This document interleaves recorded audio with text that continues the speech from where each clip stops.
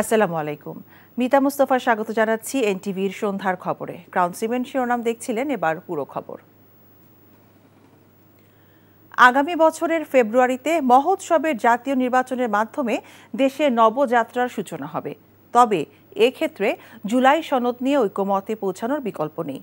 প্রধান উপদেষ্টা ডক্টর মোহাম্মদ ইউনূস রোববার রাজধানীর ফরেন সার্ভিস একাডেমিতে জাতীয় ঐকমত্য কমিশনের সভায় একথা বলেন।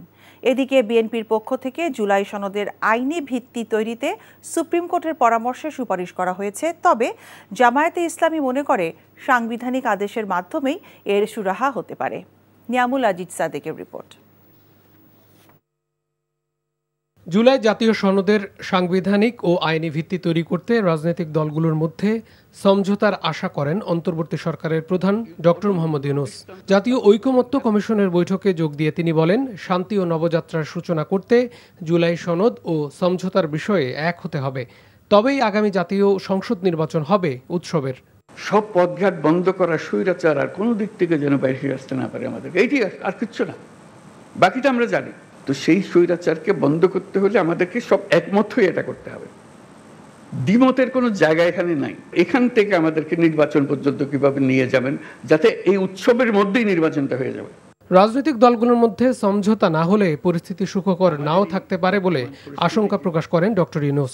যে রাস্তায় আমরা শুরু করেছি, সমঝোতার রাস্তা, এটার থেকে বের হবার কোনো সুযোগ আমাদের নাই। এই সমঝোতায় আমাদের আসতেই হবে। সেখানে ছোটখাটো বিষয়ের মধ্যে আটকে গিয়ে আমরা যেন মূল বড় জিনিস থেকে হারিয়ে না ফেলি, এটাই একমাত্র সুযোগ। আর এই সুযোগ আর জীবনে আসবে না। ওই আলাদিনের সেই দৈত্য আর ফিরে আসবে না। একবারই সে একবার জিজ্ঞেস করবে, আর জিজ্ঞাসা করবে না, আর আমরা সুযোগও পাবো না।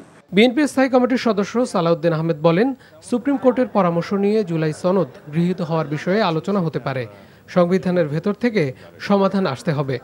যদি আরও কোনো আইনানুগ পন্থা, বৈধ এবং সাংবিধানিক পন্থা খুঁজে বের করা যায়, তাহলে আমরা সেটাও মেনে নেব। আইনি পন্থার বাইরে সংবিধান সংশোধনের পরিবর্তনের কোনো নজির সৃষ্টি হোক, সেটা আমরা চাই না। তবে জামায়াতে ইসলামীর মত, সংবিধান আদেশের মাধ্যমে জুলাই সনদের বৈধতা এবং সেটা রেফারেন্ডামে যুক্ত করা দরকার। আইনি ভিত্তি প্রণয়নের জন্য একটি প্রভিশনাল কনস্টিটিউশনাল অর্ডার যদি জারি হয়, হতে পারে, রেফারেন্স আছে। দ্বিতীয় অপশন আমরা রেখেছি গণভোট। যদি আমরা একমত হতে না পারি, সরকার একমত হতে পারল না, রাজনৈতিক দল একমত হতে পারল না, তবে গণপরিষদ গঠনে সমাধান হতে পারে বলে মত এনসিপির।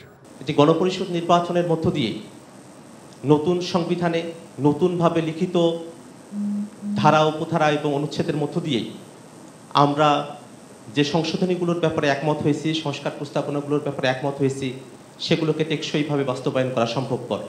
জাতীয় ঐকমত্য কমিশনের বৈঠকে দেশের রাজনৈতিক দলগুলোর কয়েক মাস ধরে সংস্কার প্রস্তাবনা নিয়ে আলোচনা করে। মোট ৮৩টি প্রস্তাবনার মধ্যে সংবিধান সংশোধনের মাধ্যমে যুক্ত প্রস্তাবনা ৪৩টি। Niamul Aziz Sadek, NTV news, Dhaka.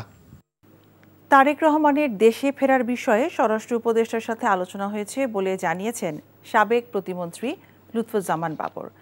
বিকেলে সচিবালয়ে তার সাথে সৌজন্য সাক্ষাৎ শেষে কথা বলেন তিনি।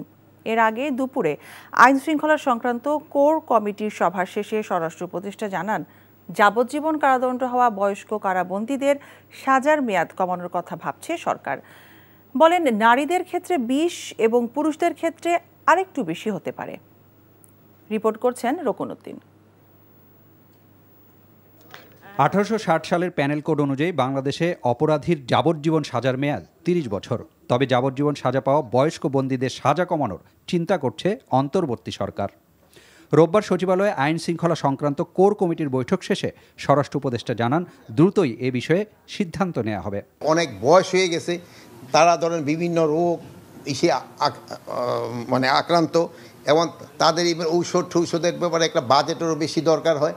তো আমরা চাচ্ছিলাম যে লাইফ টার্ম তাদের ৩০ বছর, ওইটাকে কমায় কত করা যায়, একটা যুক্তিযুক্ত একটা করে যেন যারা বয়স্ক হয়ে গেছে তাদের কীভাবে ছাড়ার ব্যবস্থা করা। ডাকসু ও জাকসু নির্বাচনে আইন শৃঙ্খলা পরিস্থিতি নিয়ে কারও কোনো প্রশ্ন ছিল না বলে এক প্রশ্নের জবাবে জানান স্বরাষ্ট্র উপদেষ্টা। বলেন, সুষ্ঠুভাবে জাতীয় নির্বাচন আয়োজনে নিয়োগ, প্রশিক্ষণ সহ নানান কার্যক্রম হাতে নেওয়া হয়েছে। ফরিদপুরে নির্বাচনী সীমানা পুনর্নির্ধারণ নিয়ে সড়ক অবরোধকারীরা সরে না গেলে কঠোর ব্যবস্থা নেয়ারও হুঁশিয়ারি দেন উপদেষ্টা। ইউনিয়নে কতজন লোক আর কতজন ভোটার আর কত প্রায় লাখ লাখ লোকের কিন্তু আপনি জিম্মি করে রাখছেন, এটা কিন্তু কোনো অবস্থায় বরদাস্ত করা হবে না। আমরা হয়তো এই আজকেই বিকালের মধ্যে যদি এটা তারা সমাধান না করে, আমরা আইন প্রয়োগের মাধ্যমে এটা করব। আর রোববার বিকেলেই স্বরাষ্ট্র উপদেষ্টার সাথে সৌজন্য সাক্ষাৎ করেন সাবেক প্রতিমন্ত্রী লুৎফুজ্জামান বাবর। এ সময় তারেক রহমানের দেশে ফেরার বিষয়ে আলোচনা হয়েছে বলে জানান বিএনপির এই নেতা।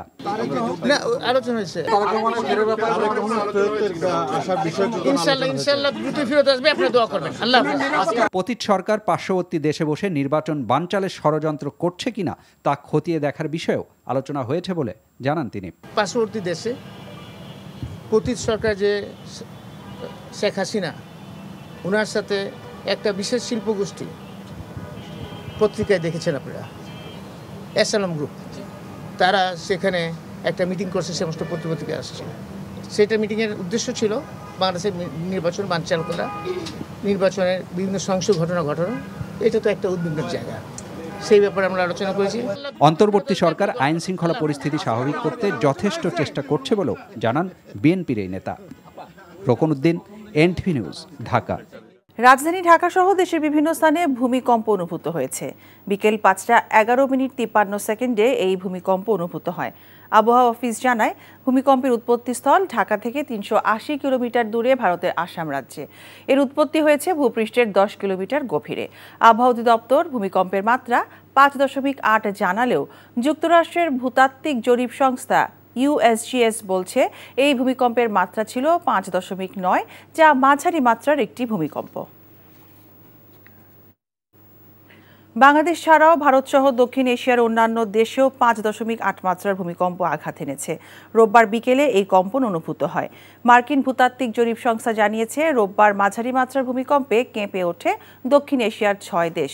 বাংলাদেশের পাশাপাশি নেপাল, ভারত, মিয়ানমার, ভুটান ও চীনেও এই ভূমিকম্প অনুভূত হয়। ভূমিকম্পের কেন্দ্রস্থল ছিল ভারতের উত্তরাঞ্চলীয় রাজ্য আসামের উদলগুড়ি জেলার ঢেকিয়াজুলিতে। ভূপৃষ্ঠ থেকে 10 কিলোমিটার ভূগর্ভে উৎপত্তি হওয়া এই ভূমিকম্পে এখনও ক্ষয়ক্ষতির কোনো খবর পাওয়া যায়নি। মালয়েশিয়ায় শ্রমিক পাঠানোর নামে চুক্তিভঙ্গ এবং অনিয়মের মাধ্যমে 1159 কোটি টাকা আত্মসাতের অভিযোগে 13টি এজেন্সির চেয়ারম্যান, ব্যবস্থাপনা পরিচালক এবং পরিচালক সহ 31 জনের বিরুদ্ধে পৃথক 13টি মামলা করেছে দুদক। বিকেলে দুদক কার্যালয়ে দুদক মহাপরিচালক মোহাম্মদ আক্তার হোসেন বলেন, সরকার নির্ধারিত 78,990 টাকার পরিবর্তে 5 গুণ বেশি অর্থ নিয়ে মালয়েশিয়ায় শ্রমিক পাঠাতো আসামিরা। এদিকে আইসিটি মন্ত্রণালয়ের 513 কোটি টাকা আত্মসাতের অভিযোগে শেখ হাসিনা পুত্র সাবেক তথ্য প্রযুক্তি উপদেষ্টা সজীব ওয়াজেদ জয় সহ সংশ্লিষ্টদের বিরুদ্ধে অনুসন্ধান করছে সংস্থাটি। এদিন দুদকে জমা পড়া ইস্টার্ন ব্যাংকের চেয়ারম্যান শওকত আলী চৌধুরী এবং তার পরিবারের বিরুদ্ধে 8,000 কোটি টাকার লেনদেনের অভিযোগ খতিয়ে দেখা হবে বলেও জানান দুদক মহাপরিচালক।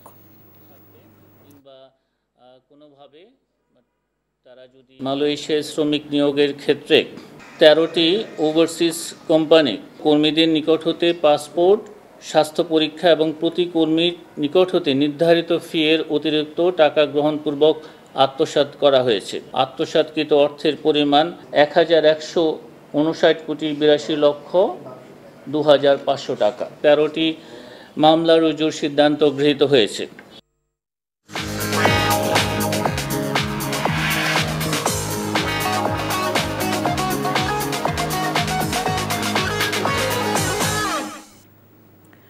মার্কেন্টাইল ব্যাংক অর্থনীতির খবর। নতুন করে আরোপ করা যুক্তরাষ্ট্রের 20% শুল্ক আরও কমাতে দেশটির বাণিজ্য প্রতিনিধি দলকে আহ্বান জানানো হয়েছে এবং তারা আশ্বস্ত করেছেন বলে জানিয়েছেন বাণিজ্য উপদেষ্টা শেখ বশিরউদ্দিন। দুপুরে সচিবালয়ে তার সাথে যুক্তরাষ্ট্রের বাণিজ্য প্রতিনিধি কার্যালয় USTR এর দক্ষিণ ও মধ্য এশিয়া বিষয়ক সহকারী ব্রেন্ডন লিঞ্চের নেতৃত্বে 3 সদস্যের প্রতিনিধি দলের আলোচনা শেষে এসব বলেন তিনি। আমাদের আজকের আলোচনার এটা একটা লক্ষ্য আমাদের অন্যতম ছিল যে আমরা যদি যুক্তরাষ্ট্রের তুলো, আপনারা জানেন যে আমরা স্থানীয়ভাবে আমাদের যে তুলোর প্রয়োজন হয় তার মাত্র 2% বাংলাদেশে স্থানীয়ভাবে আমরা উৎপাদন করি। বাকি ৯৫% তুলোই আমাদেরকে আমদানি করতে হয়। সো আমাদের আগ্রহ ছিল যে এটার উপরে ভিত্তি করে আমরা যদি শুল্ক হ্রাস করতে পারি, এবং আমরা প্রতিশ্রুতি পেয়েছি যে আমাদের যদি প্রতিশ্রুতি অনুযায়ী বাণিজ্য ঘাটতি হ্রাস করতে পারি, আমরা আমাদের মানে শুল্ক হ্রাসের আরও সম্ভাবনা রয়েছে। ইউনিয়ন ইন্স্যুরেন্স কোম্পানি লিমিটেডের পুনরায় চেয়ারম্যান নির্বাচিত হয়েছেন মোহাম্মদ হাশমত আলী। রোববার রাজধানীর কাকরাইলে প্রতিষ্ঠানটির 25তম বার্ষিক সাধারণ সভা শেষে শেয়ার হোল্ডারদের উপস্থিতিতে 10% ক্যাশ ডিভিডেন্ড অনুমোদন হয়। ডিভিডেন্ড প্রদান এবং ক্রেডিট রেটিং AAA উন্নীত হওয়ায় শেয়ার হোল্ডারবৃন্দ সন্তোষ প্রকাশ করেন। বার্ষিক সাধারণ সভা শেষে ইউনিয়ন ইন্স্যুরেন্সের প্রধান কার্যালয়ে 152তম পরিচালনা পর্ষদ সভা অনুষ্ঠিত হয়। সভায় সর্বসম্মতিক্রমে মোহাম্মদ হাশমত আলী পরবর্তী মেয়াদের জন্য কোম্পানির চেয়ারম্যান পুনরায় নির্বাচিত হন। মোহাম্মদ বেলায়েত হোসেন ভাইস চেয়ারম্যান, আজিজুর রহমান নির্বাহী কমিটির chairman, finance and audit investment কমিটির চেয়ারম্যান নির্বাচিত হন নুরুদ্দিন আহমেদ। এছাড়া অডিট কমিটির মোহাম্মদ ফয়েজ, NRC কমিটির MU কাদের এবং ঝুঁকি ও ব্যবস্থাপনা কমিটির ব্যারিস্টার মুশফিকুর রহমান পুনরায় চেয়ারম্যান নির্বাচিত হন। এই ছিল সন্ধ্যার খবরে। এই খবরের ভিডিও সহ আপডেট জানতে ভিজিট করুন NTV অনলাইন www.ntvbd.com।